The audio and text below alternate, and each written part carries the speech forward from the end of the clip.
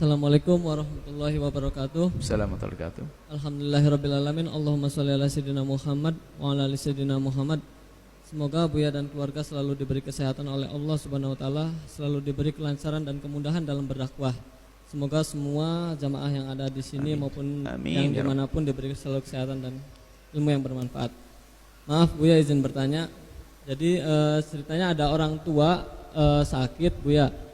Nah, ketika sakit itu ada satu anak itu membiayai biaya rumah sakitnya, nilainya pun sampai ratusan juta. Nah, ketika orang tua tersebut meninggal, bagi waris, harta waris. Nah, ternyata si anak yang dulu membiayai biaya pengobatan orang tua tersebut tiba-tiba meminta haknya gitu. Dia bilangnya itu kan hutang kayak gitu. Jadi harta waris itu harus dibayarin utang dulu, baru dibagi dibagi sesuai hukum Islam katanya gitu. Padahal ketika si anak itu membantu biaya pengobatan rumah sakit orang tua itu, dia tidak ada ijab qabul. Ini nanti utang ya kayak gitu, nanti diganti, nggak ada ijab qabul seperti itu. Dia berakal. Gimana? Berakal dia. Dia berakal. Nah, bukan gila. Bukan gila. Bukan anak kecil. Bukan. Hai. Nah, terus ketika mau dibagi harta waris itu anak-anak yang lainnya pun merasa dizolimi gitu. Loh kok kayak gitu gitu. Sedangkan yang si anak membiayai itu juga tidak bisa menunjukkan kwitansi-kwitansinya atau segala macamnya. Itu bagaimana hukumnya? Dan di luar itu apa hukumnya antara hutang piutang antara anak dan orang tua atau sebaliknya dengan ijab qabul ataupun dengan tidak dengan ijab qabul. Terima kasih Buya. Wassalamualaikum warahmatullahi wabarakatuh. Pertama, masalah hutang yang ada hubungannya dengan orang yang telah meninggal dunia. Memang di sana ada pembahasan berat. Hati-hati. Banyak orang masuk neraka gara-gara rebutan waris sama kakak, adik, tidak tegur. Naudzubillah. Makanya yang membagi waris itu yang gede setannya, bukan hartanya. Kadang duit sedikit tapi berantem terus. Nah, hendaknya segera dibagi waris itu. Nah, akan tapi waris itu tidak boleh dibagi kecuali diselesaikan. Pertama, hutang kepada Allah, mungkin punya kewajiban haji atau umrah dan nadar. Yang kedua, hutang kepada manusia. Yang ketiga adalah urusan mungkin sudah waktu bayar zakat. Yang ketiga adalah tentang wasiat. Yang ketiga ya, baru tiga ya. Hah? Hutang kepada Allah, hutang kepada manusia, urusan zakat, kemudian wasiat. Yang kelima adalah biaya perawatan jenazah. Setelah itu diberesin, baru harta itu dibagi.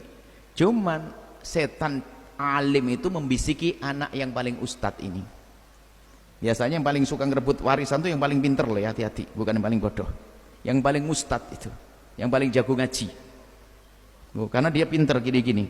Dalilnya apa? Segera dibagi. Utang. Nah kan? Utang didahulukan dulu. Dia ingin. Nah ini masalah utang ini harus didahulukan.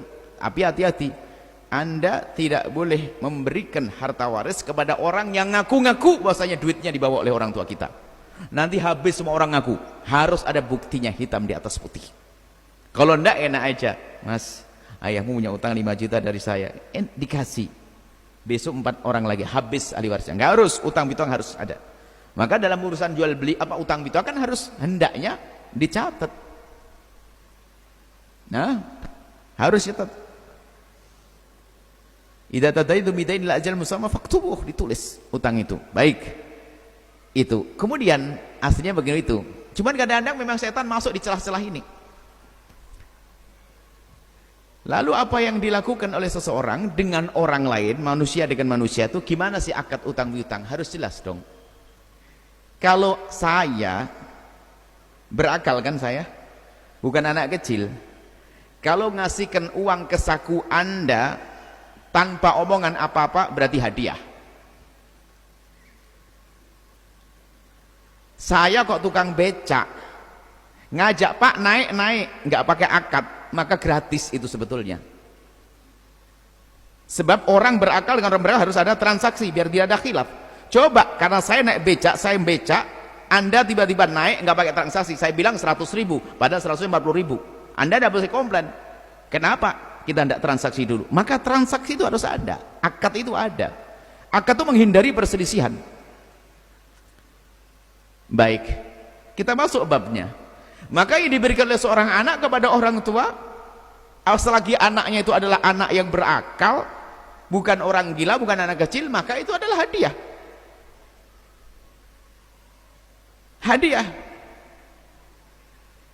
Nggak bisa menuntut begitu. Di samping itu keterlaluan amat itu anak. Keterlaluan amat itu anak. Ngerawat orang tuanya pakai hitung-hitungan, tidak bakal berkah hidupnya begitu. Mestinya dia paling bangga bahwasanya aku habis ratusan juta untuk merawat ibundaku, dibalas oleh Allah lebih banyak lagi. Jadi itu nggak ada akad, nggak bisa. Jangan dibuka yang demikian itu. Apalagi nggak ada transaksi. Bahkan kalau ada, tadi khawatir ngomong sesuatu, kalau ada kwitansinya nggak ada. Oh, nggak ada transaksi. Kecil ayahnya ngomong, nak, tolong, aku pinjam uangmu dulu nak ya. Iya bah. Untuk apa? Untuk pengobatan. Pokoknya abah selama ini pokoknya catat nanti saya bayar. Utang abahnya. Loh kok tega amat anak begitu juga, ini aneh banget. Ya mungkin anak. Tapi kalau tidak ada, tidak boleh. Jangan macam-macam, tidak boleh. Karena ini adalah hak harta waris. Kalau Anda memberikan pada orang, pada dasarnya jika tidak ada akad, maka itu namanya hadiah. Sama orang kerja. Jika saya bekerja di rumah Anda, nggak pakai transaksi, maka gratis saya kerja di rumah Anda karena saya berakal. Berbeda dengan saya anak kecil, tiba-tiba kerja di rumah Anda, wajib Anda menggaji saya. Kenapa? Anak kecil nggak bisa diajak mengadakan transaksi. Baik, ini saja. Kemudian hal lain lagi, wahai para anak,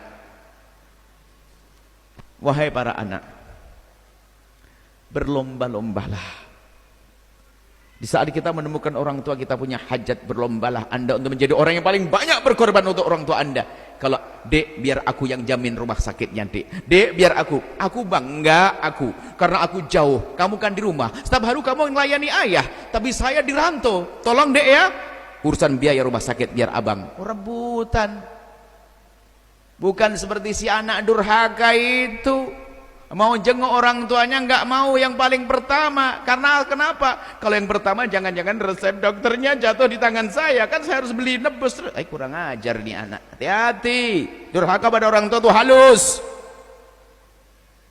Kalau Anda merasa pelit kepada orang tua, alamat Anda ini sengsara. Ibunda kita kalau ada makanan sedikit diberikan kepada anak, rela tidak makan. Untuk kita berbakti pada orang tua membawa keberkahan. Sudah, jangan macam-macam dengan orang tua.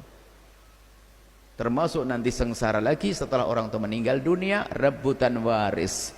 Kalau pengen tahu orang yang ahli neraka berjalan di atas bumi itu, lihat orang yang merebut waris saudaranya.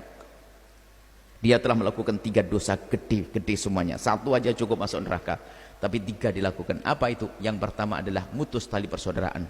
Yang kedua adalah ngambil hak saudaranya. Yang ketiga nyakiti anak ayahandanya. Durhaka. Cukup neraka paling dalam. Dan untuk rebutan waris, bukan harus orang kaya. Yang melarat pun ternyata rebutan kursi patah kaki, tikar robek, jam nggak jalan. Masya Allah, rebutan, yang penting aku harus masuk neraka. Ternyata juga bukan orang bodoh, orang alim. Kiai meninggal dunia punya anak ustadz muda 2, rebutan kantin pondok nggak selesai-selesai. Neraka semuanya. Anda ahli surga semuanya. Jangan rebutan waris. Dalam urusan waris, nasihat lagi. Di saat pembagian waris, Anda harus menjadi orang yang paling pertama mengatakan gimana yang terbaik menurut syariat.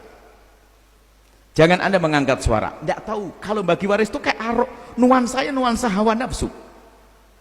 Padahal adiknya cuma ngomong, bang, rumah yang ini kenapa? Mau dijual? Aduh, belum apa-apa abang. Adiknya ternyata itu sudah ngegas. Jangan jadi ahli neraka.